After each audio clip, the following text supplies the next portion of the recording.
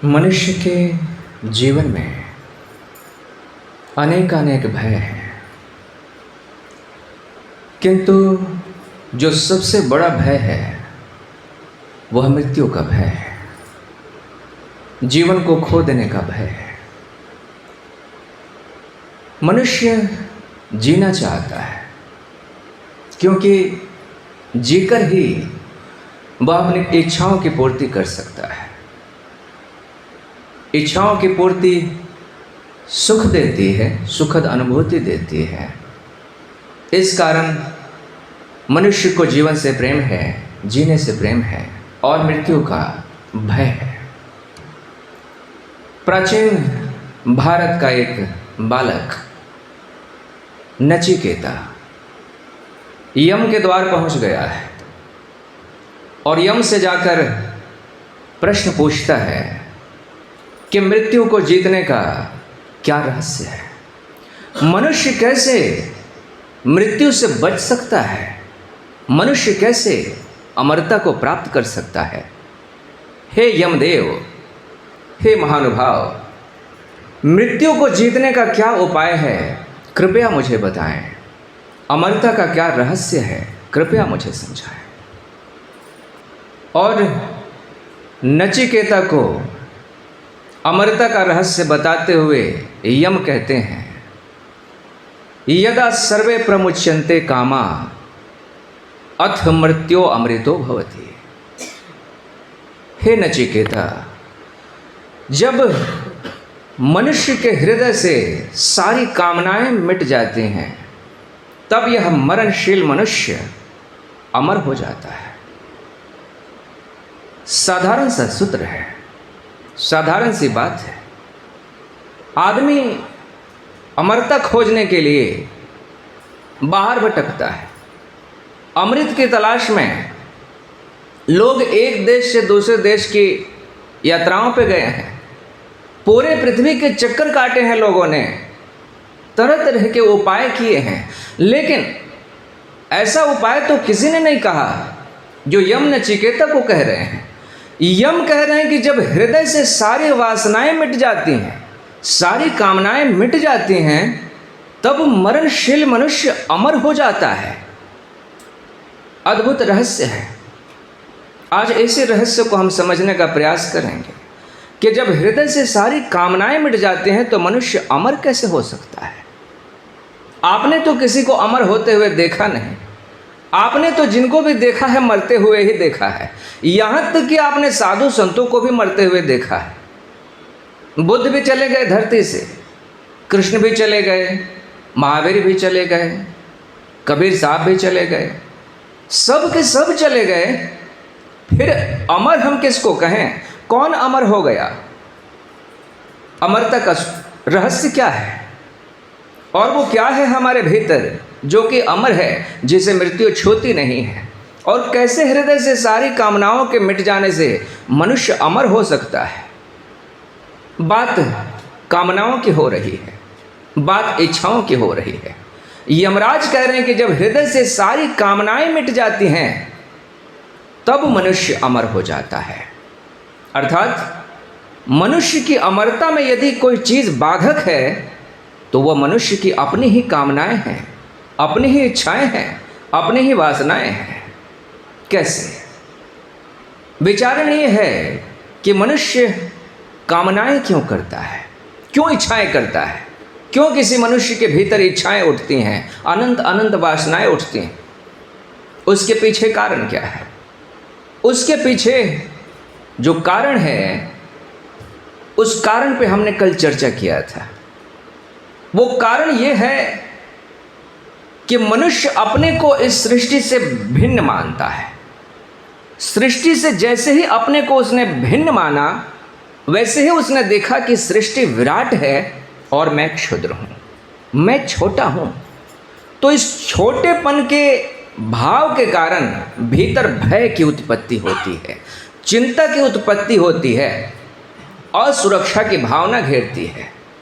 और अपने को सुरक्षित करने के लिए, अपने को बचाने के लिए फिर मनुष्य तरह तरह की इच्छाएं करता है, तरह तरह की कामनाएं करता है। जैसे ही ये भय पकड़ा कि मैं मिट जाऊंगा, वैसे ही एक दूसरी इच्छा पैदा होती है कि मैं अपने को मिटने नहीं दूंगा। अब नहीं मिटने के लिए सारे यत्न और सारे उपाय मनुष्य करेगा। मैं सुरक्षित रहूं, इसके लिए मनुष्य घर बनाता है।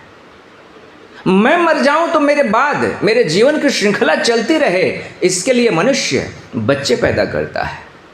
मनुष्य धन का संचय करता है कि कहीं मैं भूखा न मर जाऊं। मनुष्य मित्र और परिजन बनाता है कि दुख में कहीं मैं अकेला ही न मर जाऊं, कहीं ऐसा ना हो कि मुझे कोई रोग पकड़ ले और मेरी देखभाल को करने वाला कोई ना हो, मेरे आसपास कोई संबल ना हो और मैं मिट जाऊं और समाप्त हो जाऊं।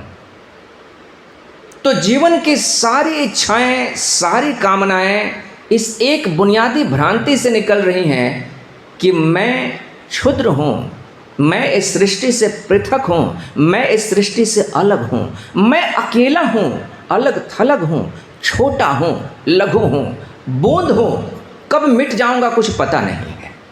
मैं ना मिटूं, इसके लिए सारे उपाय, सारे इंतज़ाम मनुष्य करता है और उन्हीं सारे इंतज़ामों के प्रयास में मनुष्य के भीतर अनंत अनंत कामनाएं पैदा होती हैं। और यम कह रहे हैं कि इन्हीं कामनाओं के कारण मनुष्य अमरता को खो देता है। जब कामनाओं को छोड़ दे तो अमर है, और जब कामनाओं के पीछे भागने लगा तो मरेगा। अद्भुत बात है। क्यों कामनाओं के कारण हम मरणशील हो जाते हैं? क्यों कामनाएं हमें मार डालती हैं? विचारणीय बात है। जीवन के वास्तविक स्वरूप पे यदि आप विचार करें तो आप पाएंगे कि आपका शरीर पंच महाभूतों से निर्मित है। मिट्टी, जल, अग्नि, वायु और आकाश। और इनमें से किसी को भी आपने कभी मिटते हुए देखा है? क्या आपने अग्नि को मिटते हुए देखा है?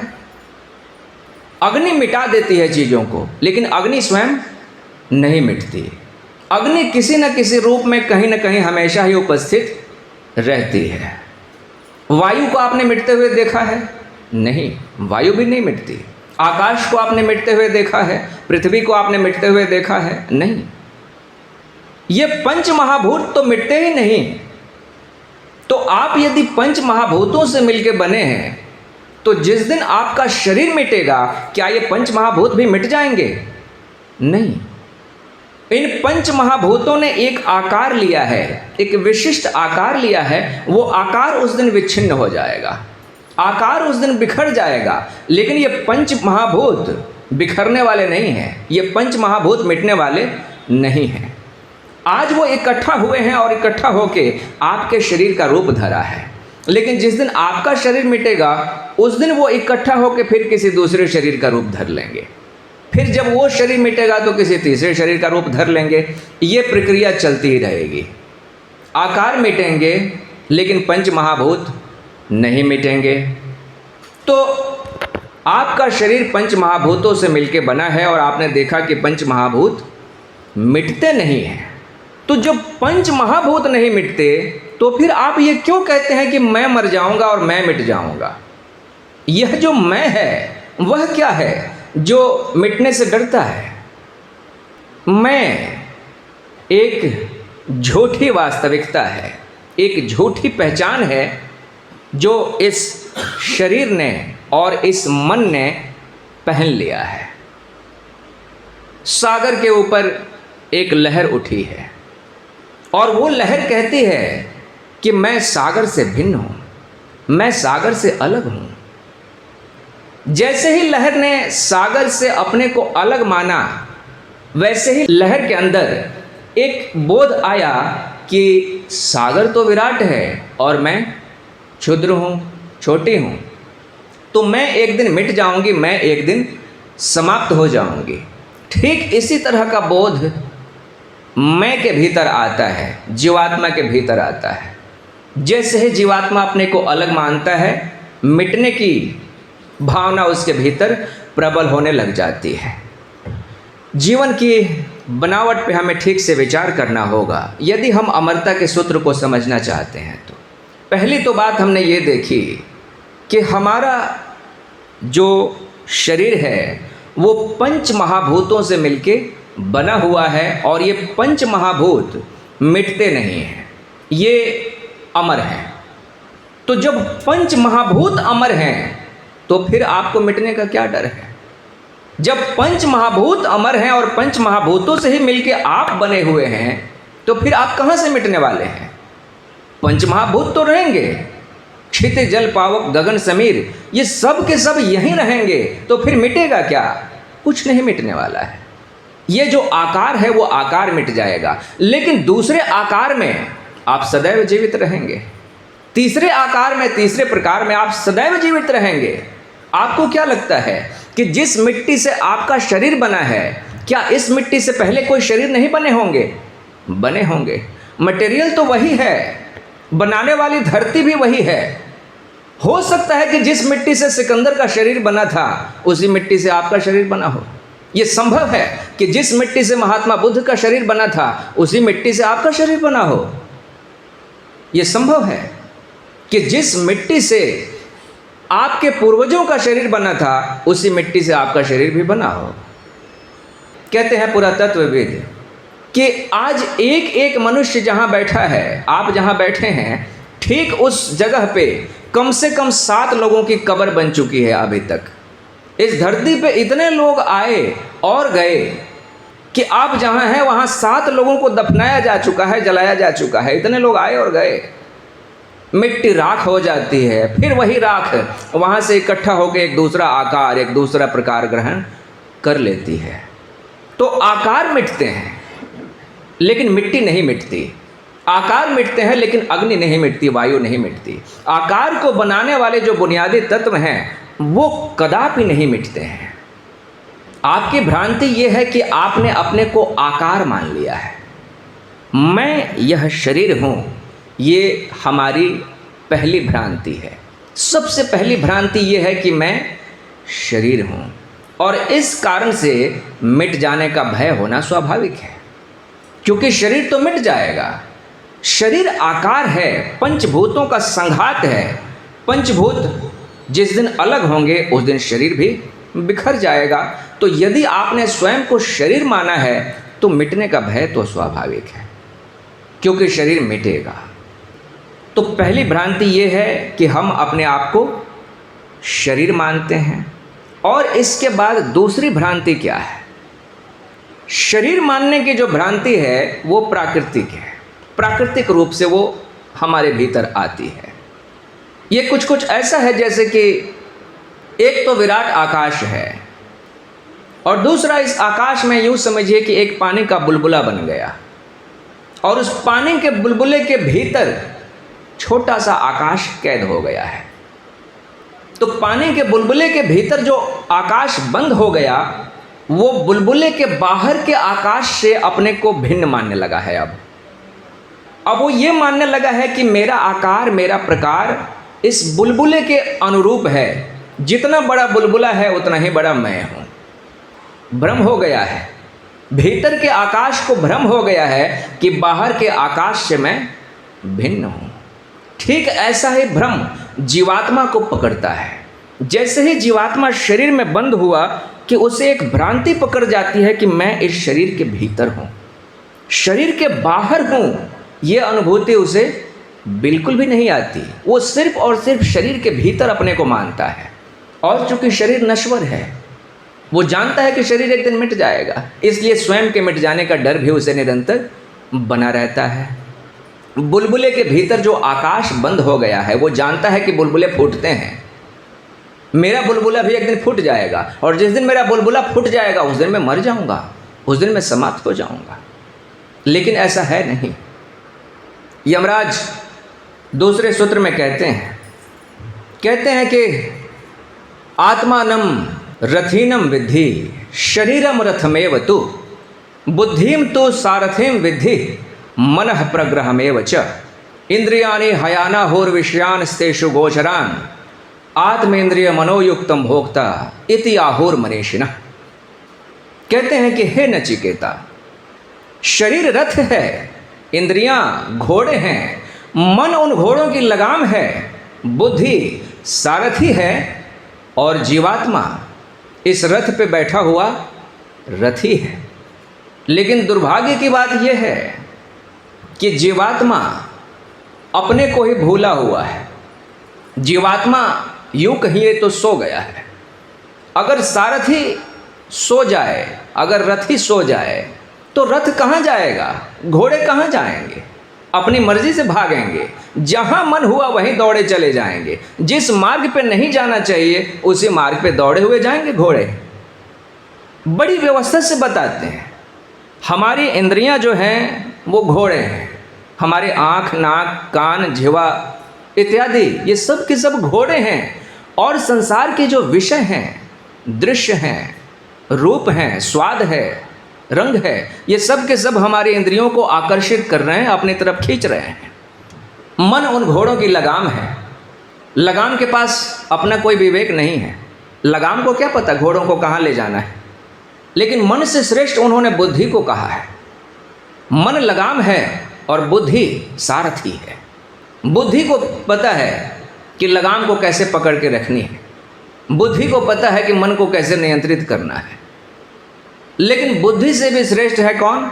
वो रथी, जो उस रथ पे सवार है।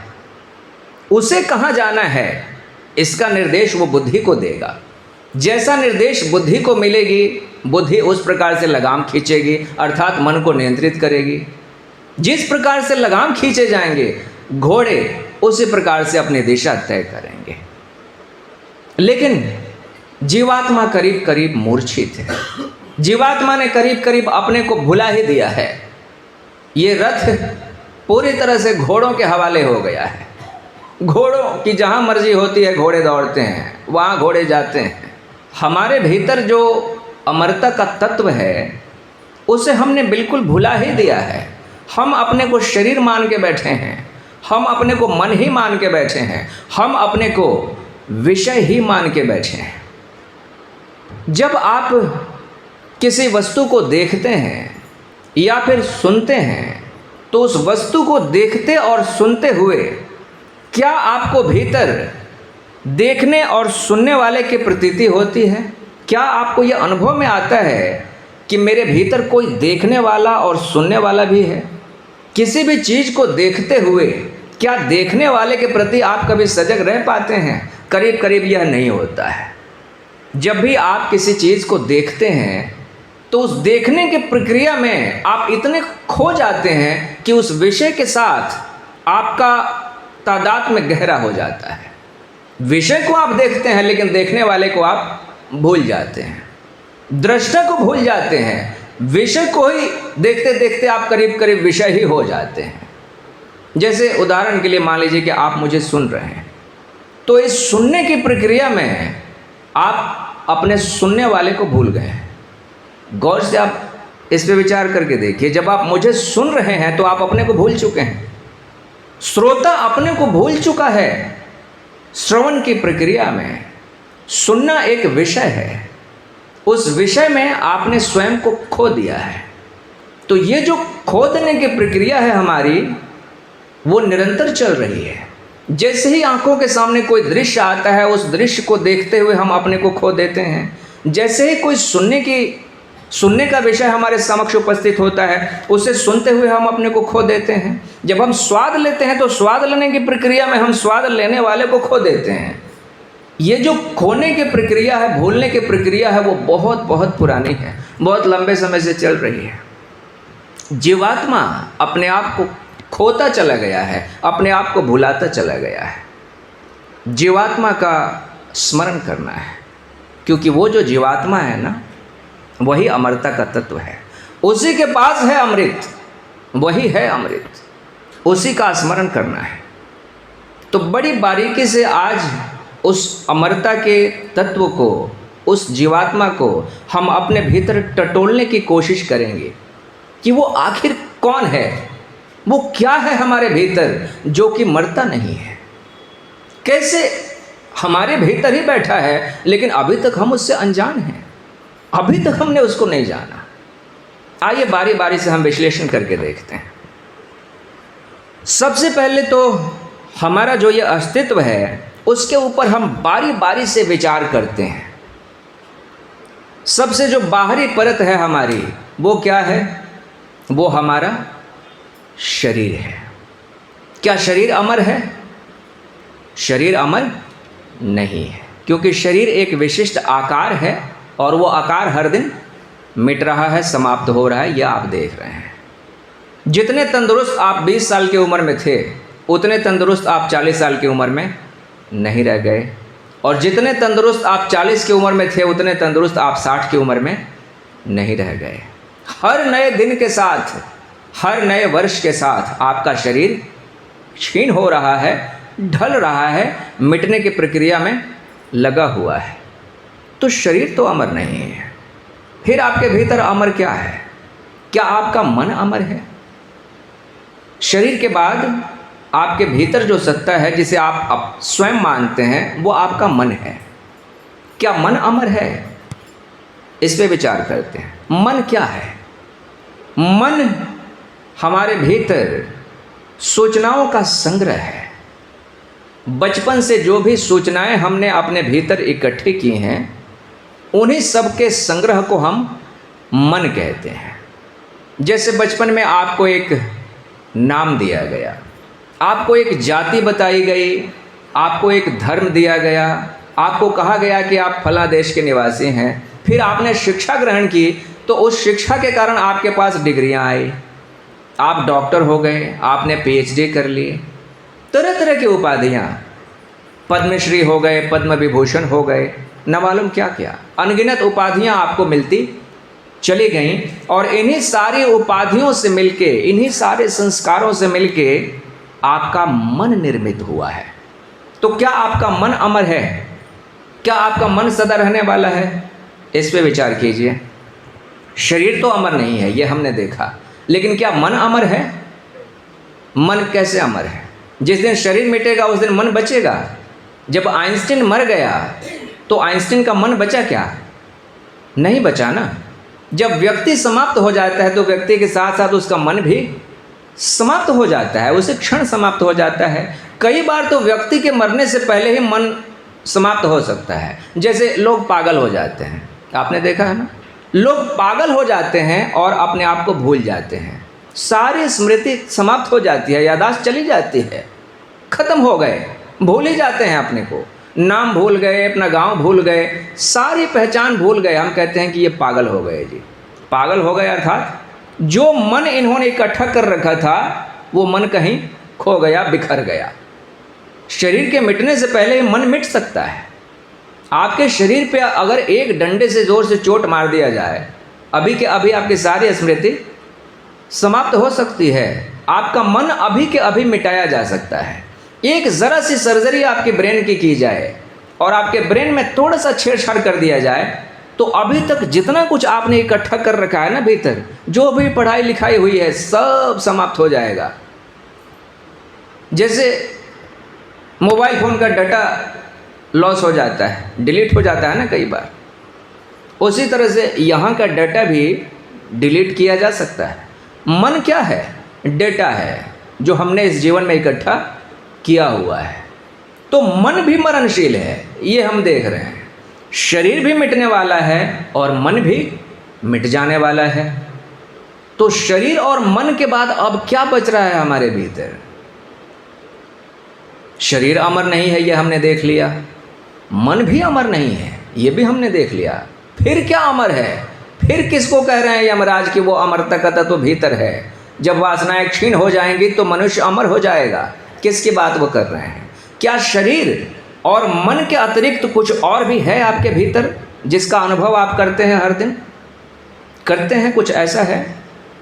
शरीर और मन के अलावा कोई तीसरी सत्ता का अनुभव आप अपने भीतर करते हैं क्या?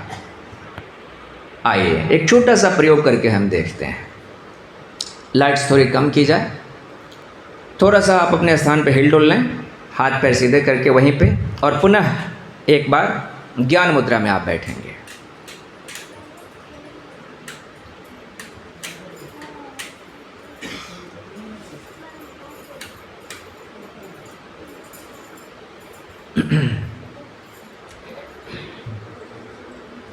ज्ञान मुद्रा में बैठेंगे।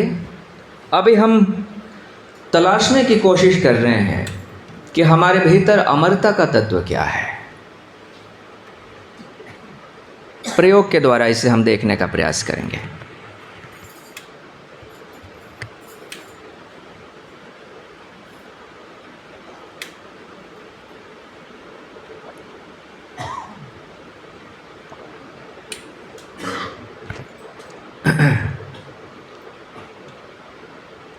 आप आंखें बंद करें, आंखें बंद करें, चश्मा अलग रख दें, चश्मे को उतार के अलग रख दें। आंखें बंद करें और जो निर्देश दिए जाएंगे उन निर्देशों का आप पालन करेंगे।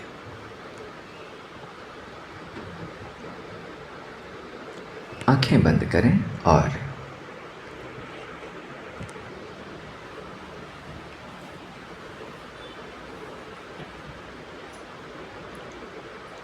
अपने भीतर विचार करें, मैं शरीर नहीं हूं, क्योंकि मैं शरीर को देख पाता हूं। शरीर में सुख और दुख की जो अनुभूति होती है, मैं उसे देख पाता हूं, अतः मैं शरीर नहीं हूं।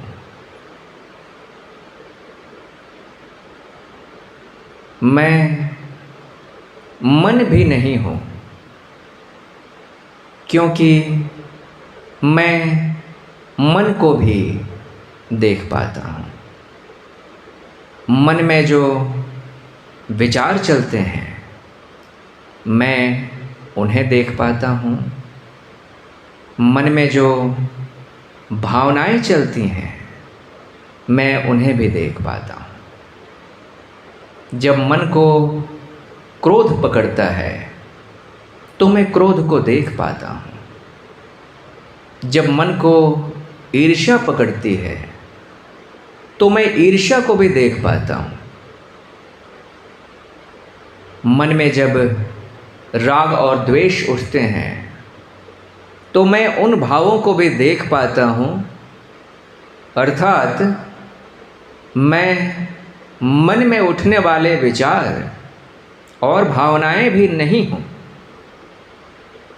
क्योंकि मैं उन्हें देख पा रहा हूँ। जिसे मैं देख पा रहा हूँ, मैं वो नहीं हो सकता। मैं देखने वाला हूँ, मैं दृष्टा हूँ।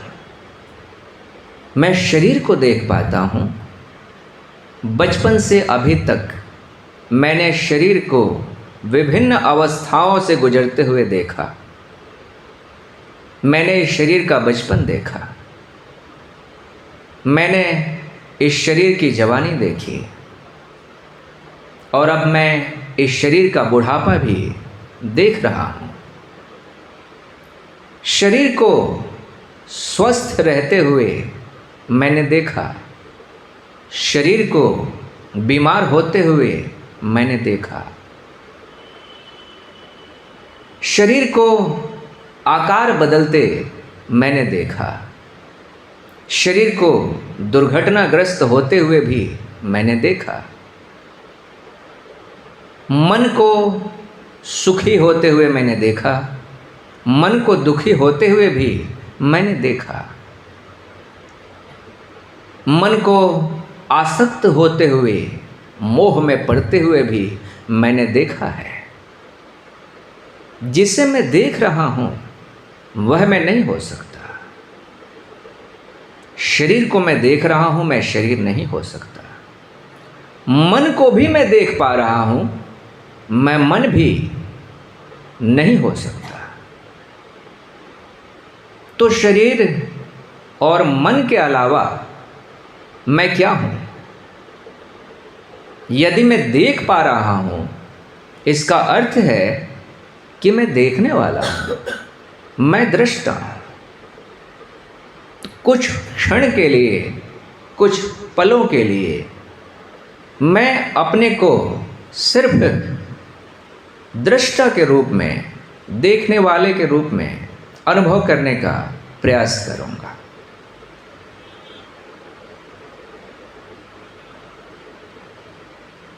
नाम मुझे इस जन्म में ही मिला है।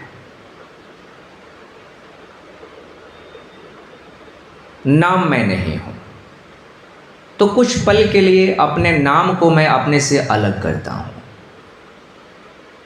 यदि मेरा नाम रमेश है तो मैं इस नाम को कुछ देर के लिए अपने से अलग करता हूं।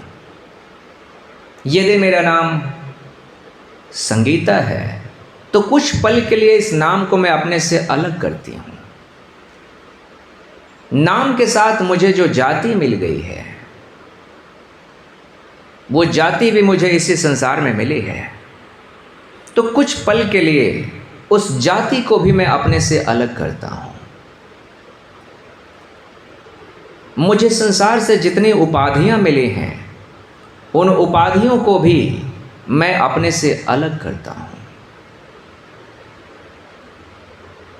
मुझे जो सुख दुख की अनुभूतियां मिली हैं, उन अनुभूतियों को भी मैं अपने से अलग करता हूं, क्योंकि मैं इन सब को देखने वाला हूं। नाम को मैंने अपने से अलग कर दिया है, अब मेरा कोई नाम नहीं है। जाति को मैंने अपने से अलग कर दिया, अब मेरी कोई जाति नहीं है।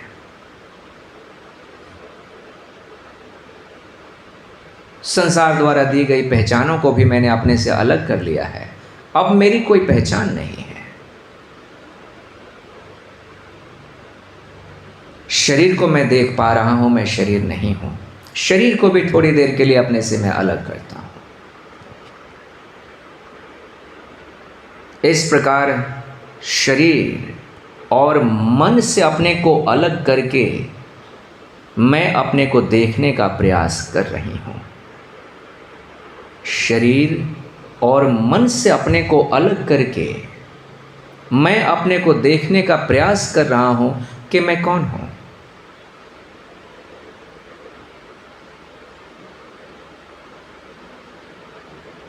शांत होकर कुछ पल अपने को बिना शरीर और बिना मन के देखिए। जब मन में कोई विचार उठे तो आप कहिए कि मैं यह विचार नहीं हूं, क्योंकि मैं इस विचार को देख रहा हूं। जब मन में कोई पुरानी यादाश्त उठे तो आप कहिए कि मैं इस यादाश्त को देख रहा हूं, तो मैं यह यादाश्त भी नहीं हूं।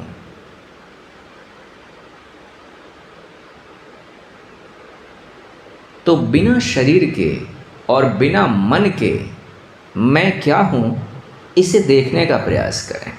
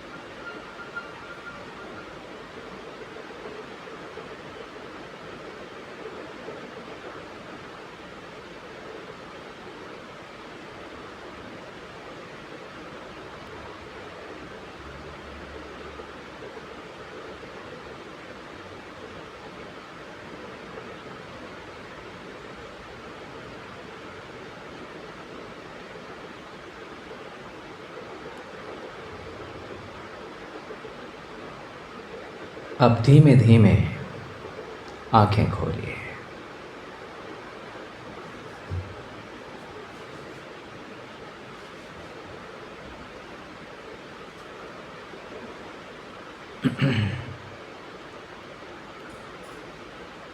धीमे धीमे आंखें खोलें और जो कुछ भी आपने देखा अपने भीतर, उस पे विचार करें। माइक ऑडियंस की तरफ ले जाया जाए। मैं आप सभी से बारी बारी से ये जानना चाहता हूँ कि जब आप अपने भीतर टटोल रहे थे कि मैं शरीर नहीं हूँ और मैं मन नहीं हूँ, तब आपको अपने भीतर किस तरह की पहचान उजागर हो रही थी? आप भीतर थे, इतना तो तय है, भीतर ही थे। शरीर में होने की अनुभूति आपको हो रही थी ना, आप शरीर में थे, ये तो बात पक्की है।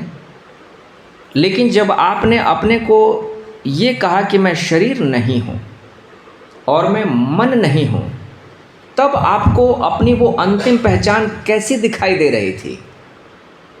माइक,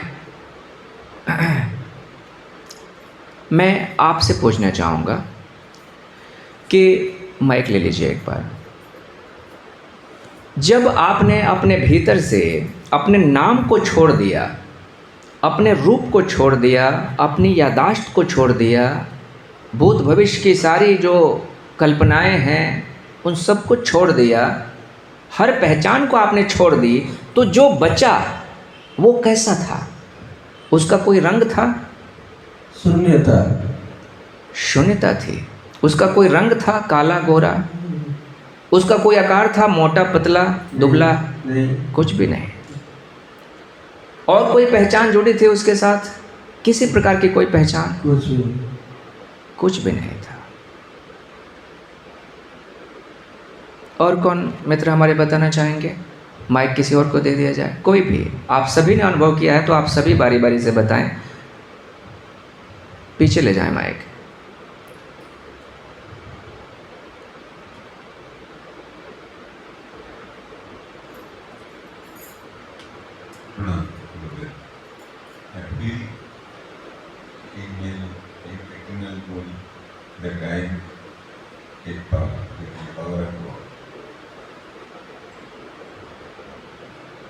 ठीक है, थोड़ा सा लाउड बोलें।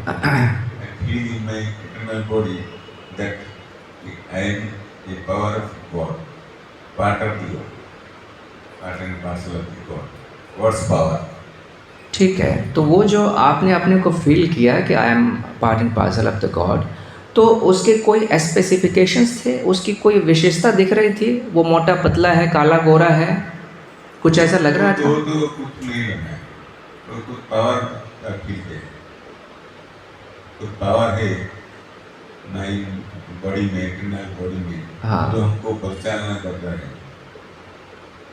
ठीक है, बहुत सुंदर। और कौन हमारे मित्र बताना चाहेंगे? बिना नाम के, बिना शरीर के आपने अपने को जो अनुभव किया वो कैसा था? गीतांजलि जी।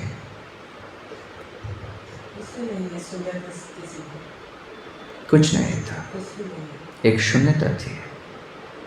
बहुत सुंदर। आप बोलना चाहेंगे आपका अनुभव कैसे था?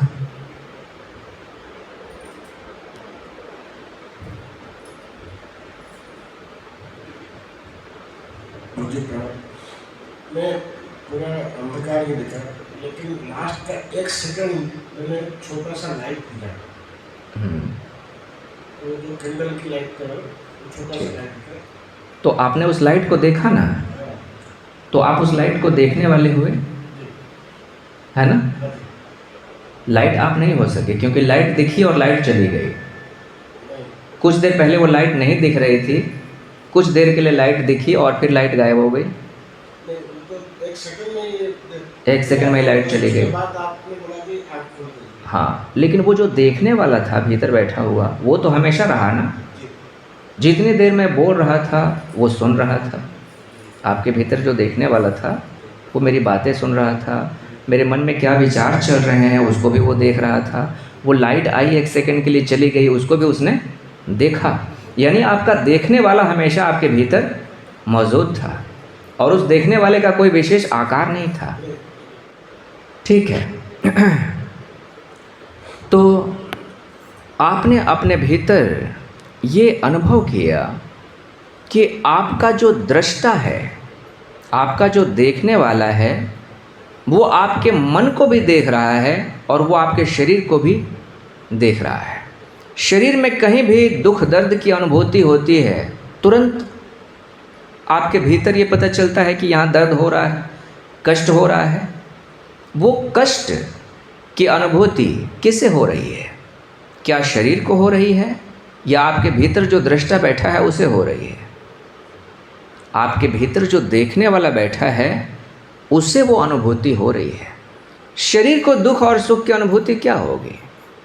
जब आपको एनेस्थीसिया दे दिया जाता है, एनेस्थीसिया दे के और डॉक्टर आपके शरीर को चीर फाड़ डालता है, आपको पता भी नहीं चलता, क्योंकि एनेस्थीसिया दे के आपके भीतर वो जो दृष्टा है, देखने वाला है, उसको एक तरह से आपके शरीर से डिटैच कर दिया जाता है। जैसे मेरे हाथ का ऑपरेशन करना है तो हाथ में एनेस्थीसिया दे दिया, तो मेरे दृष्टा की पहुंच जो मेरे हाथ तक हो रही थी उस पहुंच को बीच से काट दिया गया है, रोक दिया गया है, कनेक्शन को तोड़ दिया गया है। दृष्टा भीतर है लेकिन हाथ में क्या हो रहा है अब उसको पता नहीं चल रहा है। हाथ को अपनी अनुभूति नहीं हो रही है, दृष्टा को हो रही है।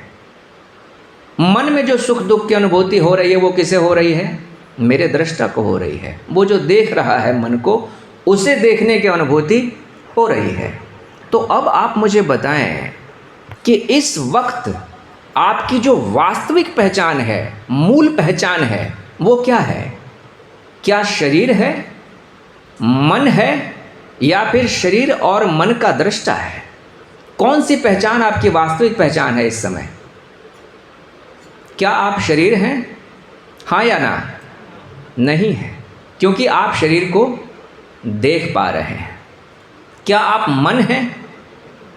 मन भी नहीं है, क्योंकि मन को भी आप देख पा रहे हैं। जिस को भी आप देख पा रहे हैं, अनुभव कर पा रहे हैं, वो तो आप नहीं हो सकते। आप तो अनुभव करता हुए, आप तो देखने वाले हुए ना। शरीर आप नहीं हैं, इसको कुछ यूँ समझिए। जैसे यदि आप शरीर होते तो आपको एक साथ शरीर के हर अंग की अनुभूति होती। उंगलियों का भी अनुभव होता, कान का भी अनुभव होता, नाक का भी अनुभव होता, सिर का भी अनुभव होता। पूरे शरीर का अनुभव आपको एक साथ होता यदि आप शरीर होते। लेकिन एक साथ पूरे शरीर का अनुभव आपको कभी नहीं होता है। जब भूख लगती है तो पेट का अनुभव होता है। जितनी तेज भूख होती है उतना ही आपका ध्यान कहाँ एकाग्र हो जाता है? पेट के ऊपर।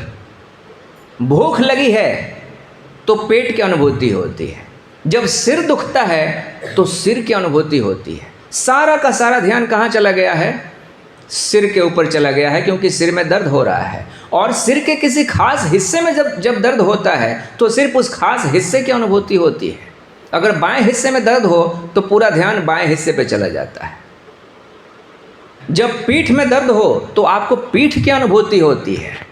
जहाँ जहाँ कष्ट होता है शरीर में, वहीं वहीं की अनुभूति आपको होती है। तो ये अनुभूति आपके शरीर को नहीं हो रही है, ये अनुभूति आपके भीतर बैठी हुई चेतना को हो रही है। जो अनुभव करने वाला भीतर बैठा है उसको ये अनुभूति हो रही है। इससे ये सिद्ध होता है कि आप शरीर नहीं हैं। दूसरे उदाहरण से समझिए। मान लीजिए कि शरीर को बहुत तेज भूख लगी है, बहुत तेज भूख लगी है। शरीर कह रहा है कि अभी मुझे भोजन चाहिए ही चाहिए। उसी समय हम क्या करें कि आपके सामने थाली फेंक के दें कि लो खा लो। और जैसे ही आपने खाना शुरू किया, दो चार गालियां आपको सुना दें, अब आप खाना पसंद करेंगे? नहीं। अगर थाली फेंक के आपको भोजन दें तो आप भोजन करना पसंद नहीं करेंगे, हालांकि शरीर को भूख लगा है, शरीर भोजन मांग रहा है, फिर भी आपने कहा कि मैं नहीं खाऊंगा। तो ये जिसने कहा कि मैं नहीं खाऊंगा वो कौन है? वो शरीर नहीं है। यदि कुत्ते के सामने आप थाली फेंक के भी दीजिए, कुत्ता खाने से मना नहीं करेगा। उसको भूख लगी है तो चाहे जैसे भी भोजन दीजिए, दो डंडा मार के उसके बाद भी भोजन दे दीजिए, वो खा लेगा, क्योंकि उसके भीतर दृष्टा नहीं है, उसके भीतर चेतना नहीं है जो चेतना यह देख पाए कि मैं शरीर नहीं हूँ। आपके भीतर वो चेतना है, इसलिए आप कहते हैं कि नहीं, मैं सिर्फ शरीर नहीं हूँ। क्या समझा है मुझे कि जैसे मन किया वैसे भोजन दे दोगे और मैं खा लूँगा? नहीं, आप चेतना है, इसलिए आप विद्रोह करते हैं कि इस प्रकार से मैं भोजन नहीं कर सकता। आपने देखा है कि दुनिया में बहुत स्वस्थ लोग, हट्टे कट्ठे लोग आत्महत्याएं कर लेते हैं। शरीर उनका स्वस्थ था, फिर वो मर क्यों गए? क्यों अपने आप को मार लिया? शरीर में तो कोई दुख नहीं था, शरीर में कोई कष्ट नहीं था, फिर भी उसने क्यों मार लिया अपने आप को? क्योंकि उनकी चेतना दुखी थी। शरीर से भिन्न कुछ है उनके भीतर जो कि दुख का अनुभव कर रहा था। वो कह रहा था कि अब जीने से कोई लाभ नहीं है, भले ही शरीर स्वस्थ है लेकिन मेरे जीने की इच्छा अब समाप्त हो गई है। तो उसने अपने आप को मारने की कोशिश की, अपने को मार भी लिया। एक और उदाहरण से समझिए। मान लीजिए कोई आत्महत्या करने जा रहा व्यक्ति हो, उसके भीतर इच्छा उठाई है कि मैं अपने आप को समाप्त कर लूँगा। थोड़ी देर के लिए हम ऐसा करते हैं कि हम कहते हैं कि रुको, तुम्हारा मरने का मन है, तुम मरने ही जा रहे हो, तो हम ज़रा चेक करते हैं कि तुम सच में मरना चाहते हो कि नहीं मरना चाहते हो। हम उसके नाक को बंद कर दें और उसके मुंह को भी बंद कर दें। हम उसको सांस नहीं लेने देंगे सिर्फ 2 मिनट तक। 2 मिनट के लिए अगर उसके नाक को और मुंह को आप बंद कर देंगे, वो व्यक्ति एकदम छटपटाने लगेगा, तड़फड़ाने लगेगा। वो क्यों छटपटा रहा है? श्वास लेने के लिए। वो श्वास लेना चाहता है, इसलिए तो तड़फड़ा रहा है। शरीर तड़फड़ा रहा है कि मुझे श्वास चाहिए, मैं जीना चाहता हूं। जीना चाहता हूं, ये कौन कह रहा है? शरीर कह रहा है। लेकिन भीतर बैठी जो चेतना है वो दुखी है। वो चेतना कह रही है कि नहीं, मैं जीना नहीं चाहती। दुखी चेतना कहती है कि मैं जीना नहीं चाहती, हालांकि शरीर कह रहा है कि अभी जीना है। अर्थात वो व्यक्ति शरीर नहीं है, शरीर से कुछ भिन्न है। तभी तो शरीर जीना चाहता है और वो जीना नहीं चाहता। कभी कभी ऐसा होता है कि भोजन का जो उदाहरण मैंने दिया कि यदि आपको अपमानित करके भोजन दिया जाए तो आप भोजन खाना पसंद नहीं करते। क्यों? क्योंकि आपकी चेतना अभी दुखी हो गई है। चेतना दुखी हो गई है, इसलिए आप अपमानित किया हुआ भोजन खाना पसंद नहीं करते। लेकिन जब चेतना सुखी होती है तब आपको अगर रूखा सूखा भी दे दिया जाए तो आप खा लेते हैं, क्योंकि चेतना अभी सुखी है। तो चेतना अगर सुखी है तो आप शरीर का विशेष ख्याल नहीं करते। राम चेतना है, इसलिए वो जूठे बेर खा लेते हैं। लक्ष्मण शरीर हैं, इसलिए वो जूठे बेर नहीं खा पाते। उनको जूठापन दिखाई देता है कि छी छी मैं जूठा खाऊंगा। कहते हैं कि बुद्ध ने जब अपना अंतिम भोजन किया था, उस अंतिम भोजन के कारण ही बुद्ध की मृत्यु हुई थी। और वो अंतिम भोजन जिसने करवाया था बुद्ध को, वो उनका एक शिष्य था जो कि बहुत लंबे समय से बुद्ध को अपने घर पे बुला के भोजन करवाना चाहता था, लेकिन व्यक्ति गरीब था। तो एक बार ऐसा अवसर हुआ कि बुद्ध उसके गांव से गुजरते थे और बुद्ध उस गांव में ठहरे और बुद्ध ने कहा कि आज वो समय आ गया है, मैं तुम्हारे यहाँ भोजन करूँगा। अब जो भी उसकी क्षमता थी, सामर्थ्य था, उसके अनुसार उसने भोजन बनाया, लेकिन वो भोजन विषाक्त हो गया। उस भोजन में जहर फैल गया, भोजन खराब हो गया अपने आप ही। तो बुद्ध ने जैसे ही वो भोजन खाना शुरू किया, उनके साथ उनके सन्यासी भी थे, भोजन मुंह में लेते ही बुद्ध को ये पता चल गया कि ये भोजन खराब हो चुका है, ये शरीर को नुकसान पहुंचा देगा। बुद्ध ने अपने सन्यासियों को इशारा किया कि आप लोग ठहरें, सिर्फ मैं ही भोजन करूंगा। ये जानते हुए भी कि भोजन खराब हो गया है, बुद्ध ने खाने से मना नहीं किया। कारण कि उस व्यक्ति का प्रेम वो देख रहे थे कि एक तो मुझे इतने लंबे समय से ये बुला रहा था भोजन करवाने के लिए, और इसने भोजन बनाया भी है जैसे तैसे। अब अगर मैं ये मना कर देता हूँ कि भोजन खराब हो गया है, तो इसके ऊपर कितनी आफत आ जाएगी, कितना दुख पहुँचेगा इसके मन को। और फिर अपने शरीर को भी देख रहे थे कि शरीर ही तो है, अब बुढ़ापा आ गया, 80 बरस की उम्र आ गई है। अब अगर शरीर खराब भी हो जाता है, मिट भी जाता है, तो क्या फ़र्क पड़ता है। तो इस कारण से उन्होंने वो भोजन ग्रहण कर लिया, और उस भोजन के कारण ही उनके शरीर में बीमारी फैली और वो शरीर उन्हें त्यागना पड़ा। अर्थात शरीर ने तो कहा कि भोजन खराब है, इसे मत खाओ, लेकिन चेतना ने कहा कि इस भोजन को खाया जाना चाहिए।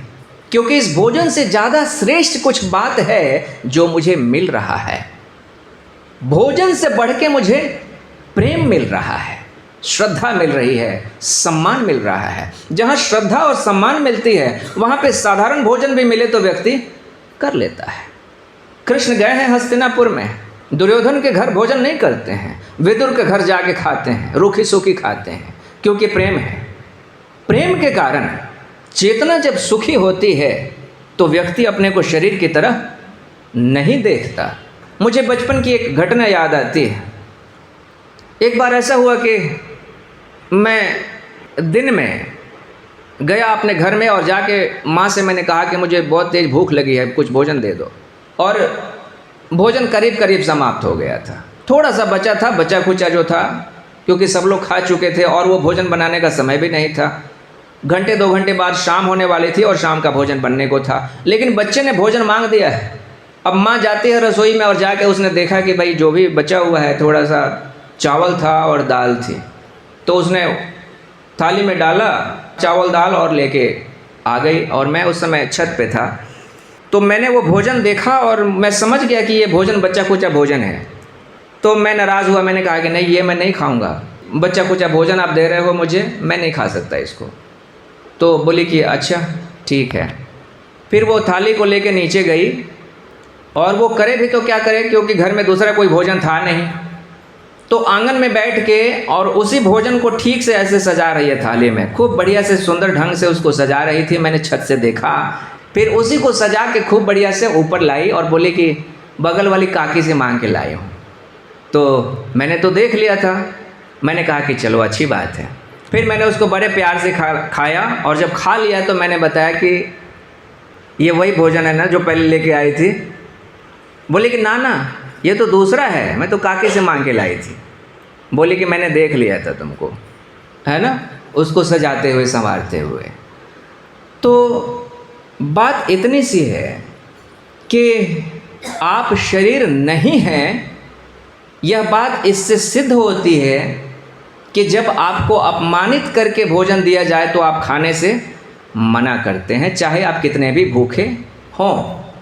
और जब आपको सम्मानित करके भोजन दिया जाए तो आप भोजन स्वीकार कर लेते हैं, है ना।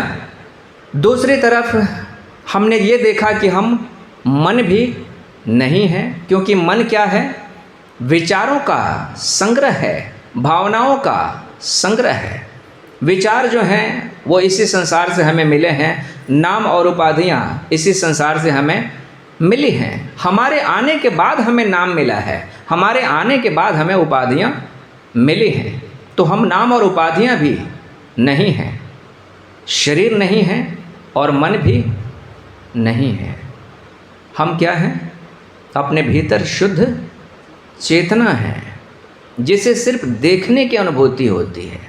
जो अनुभोक्ता है, देख रहा है, हर सुख और दुख का जो साक्षी है वो मन का साक्षी है, वो शरीर का भी साक्षी है, वो बचपन का भी साक्षी है, वो बुढ़ापे का भी साक्षी है। वो हर चीज़ को देख रहा है, वो देखने वाला है। तो ये जो देखने वाली पहचान है यह हमारी वास्तविक पहचान है। पहली तो बात ये सुनिश्चित हुई कि देखने वाली जो पहचान है वो हमारी वास्तविक पहचान है।